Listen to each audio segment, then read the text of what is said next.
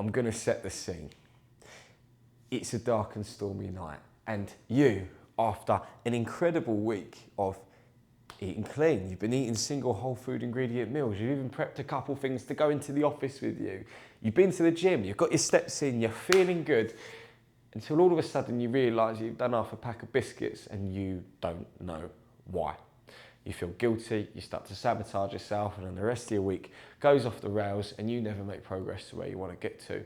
Well, what we're going to do in this video is we're going to stop this problem recurring, because what we're going to understand is why you keep comfort eating and how we're actually going to stop this. Now, this is probably something in which you've tried to do before. It's something in which you've probably seen countless videos online that tell you that you just need to have more discipline. You just need to stop. You have no control.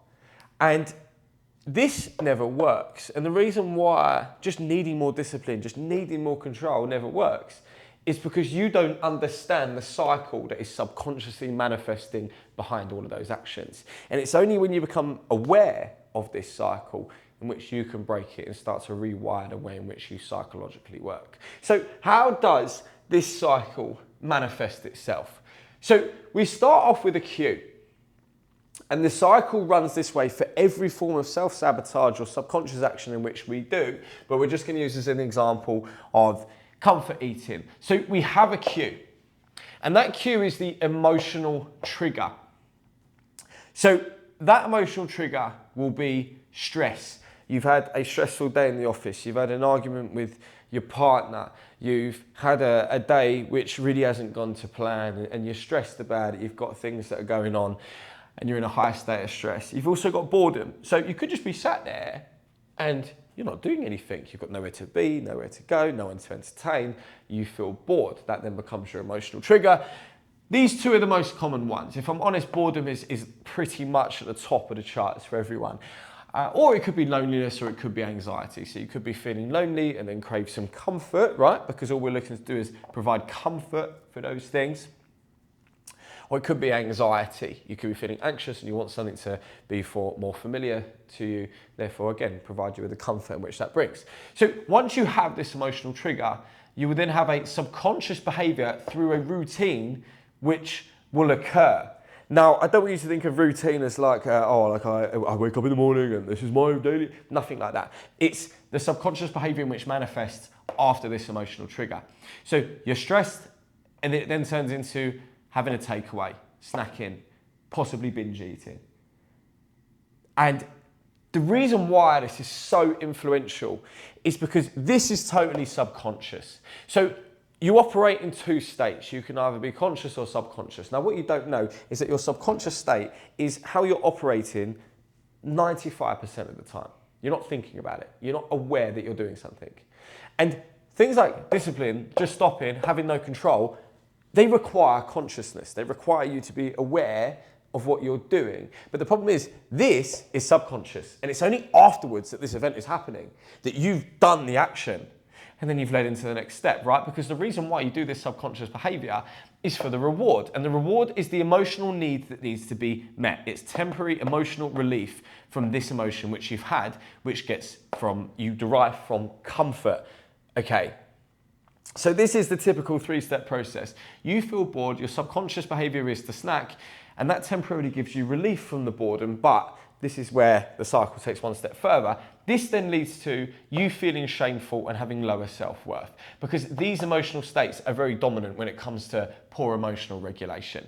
And the other interesting part about shame, guilt, feeling frustrated is they're also the lowest energetic frequency that you can put out into the universe. So then you attract more of those things back, right? So you do something, it doesn't make you feel good, you feel shame, this cascades into low sense of self-worth. When your self-worth is low, that affects your self-concept, your identity, you feel rubbish about yourself, you naturally do more things to fulfill that narrative of having low self-worth. It's this hideous cycle, and then what this does is it reinforces the identity one step further. And then subconsciously, it strengthens that narrative in which you hold. Therefore, this cycle will play itself out over and over again without you realizing it, without you feeling like you're in control of it. Despite the fact you've been told to try and elicit some control, you really struggle because this is all subconscious. It's very, very hard to control it. So now we're aware of how the cycle manifests itself, we now need to know how to fix it. And whilst this isn't easy, it is simple. And the first step is make it conscious. And by making something conscious, I'm asking you to make this emotional trigger and this entire cycle, but mostly steps 1 and 2, mainly 1, conscious. And conscious just means you're aware of it. Now, you can't fix a problem until you're aware that a problem is there, or you're aware of what the actual problem is. So you have to be conscious of what emotional need you're trying to fill through the action. If you're feeling bored, be aware that you're bored. If you're stressed, be aware you're stressed.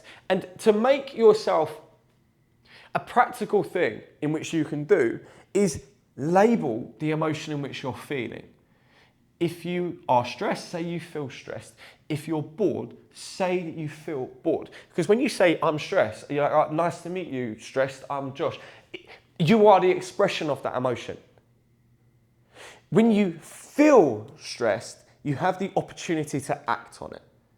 It's like when you say, I feel angry versus I'm angry. When you're angry, you are just the expression. You are that emotion. You're a physical manifestation of that emotion. When you feel angry, you give yourself the chance to be the observer and the choice behind, do I act on this anger or not?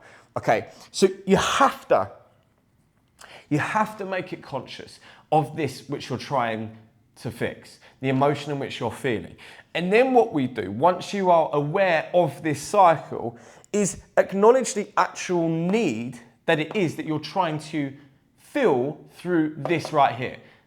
So one thing that you need to understand is that the subconscious works in a very interesting way. So what you think is that you need this to fix this, what you actually need is this need being fulfilled in another area of your life. And this links back to Carl Jung's work, the Jungian shadow work. Now, Carl Jung essentially outlines that our psyche is constructed through many different parts. We've got the shadow, which is the deepest parts of yourself, which you don't want to acknowledge. You've got your anima, your animus, your masculine, your feminine traits. Yes, you've got both. You've got your ego, you've got yourself, you've got your persona, which you project out onto people. And all of this is formed within your subconscious level, okay? And the language of the subconscious is that it just needs one of these needs to be fulfilled. Now, I'm a firm believer that the subconscious is the soul. So if you are feeling bored, as an example, it's usually an indication that you've got other areas of boredom in your life. Maybe you're not quite scratching the surface of something fulfilling, therefore you're bored. If you're feeling stressed, it means that your soul is just not being able to regulate what's going on right now, and you probably need to give it space in order to manage those things. If you're finding that you're lonely, food is not going to cure your loneliness. You need to cure that through cultivating more meaningful relationships in your life. You need to put yourself out there a little bit more. You need to be more of a human being in the world and interacting on a social level with other people, okay?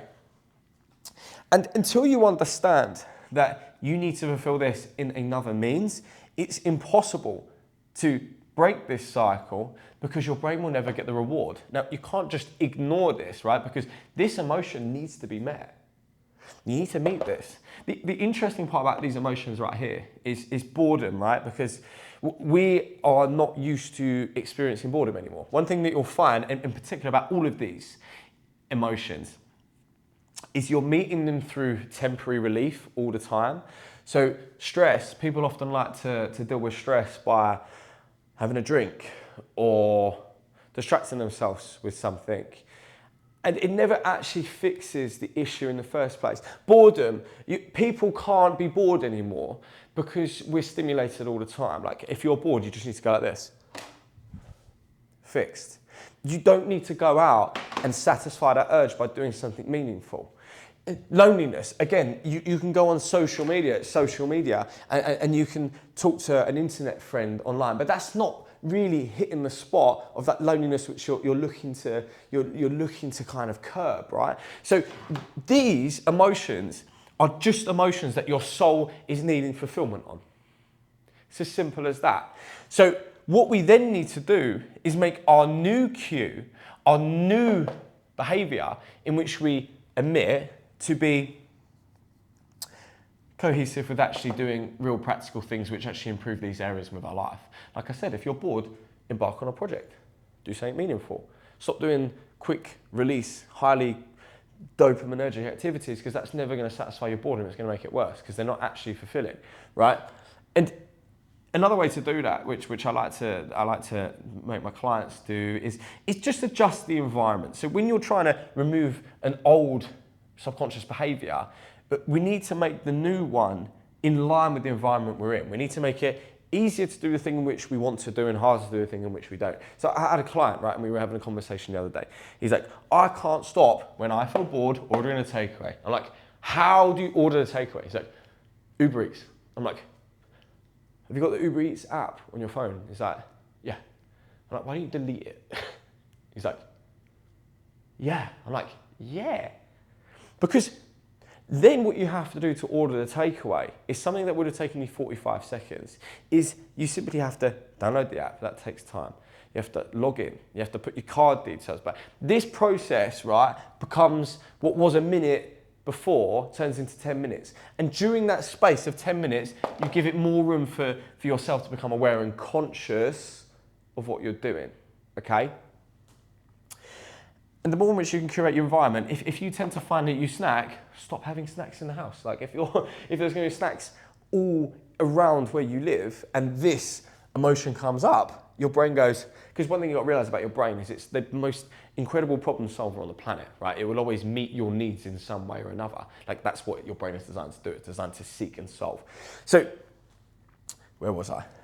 If with your snacking, for example, you feel a little bit bored and you've got snacks in the cupboard, your brain goes, I can have snacks in 15 seconds. And it's so easy, you see? So curating your environment to help with creation of this new cue. And then the third most important part about this is the identity rebuild, right? And your identity is essentially the internal narrative and script in which you keep telling yourself about yourself.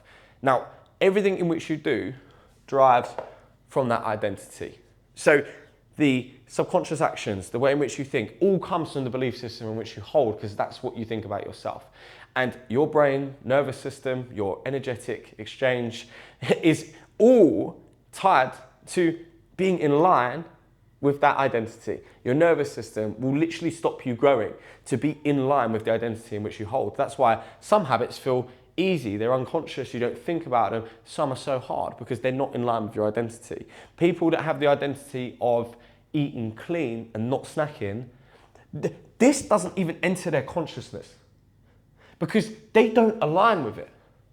But you, as someone that keeps fulfilling this cycle over and over again, it's become a reinforced part of your identity and we need to break that. So the way in which you break it is, for one, being aware of this cycle, making something conscious, having a new cue, but also dismantling the beliefs in which you have already. You know, forming a new self-narrative about yourself. And people have ways of doing this. You know, affirmations I'm not a big fan of, but visualization, right? Visualize the version of you which you're trying to become that doesn't do this.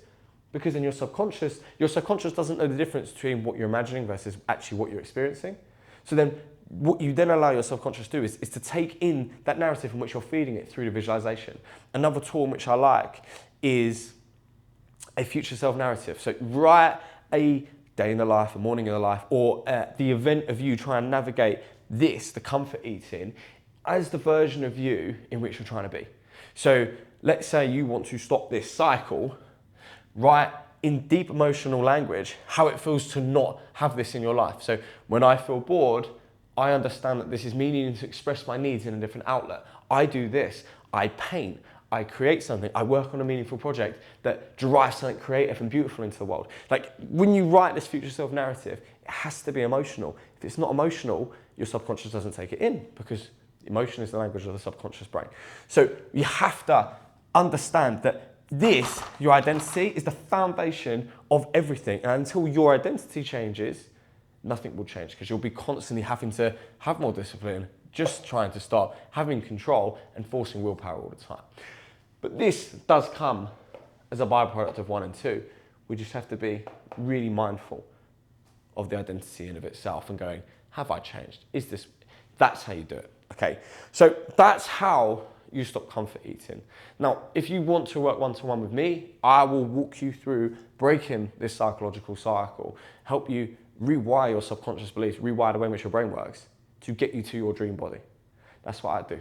But I've given you the tools to allow you to do it. I'm just offering my final little help along the way, where I will personally help you, guide you through the journey, break it down, dismantle it, and then rewire it in order to get you to where you want to get to. You break the cycle, you break the body. It's as easy as that. However, like I said, giving you the answers, you can go away and do it. If you've got any questions, leave them in the comments, and I hope you found this helpful. Much love.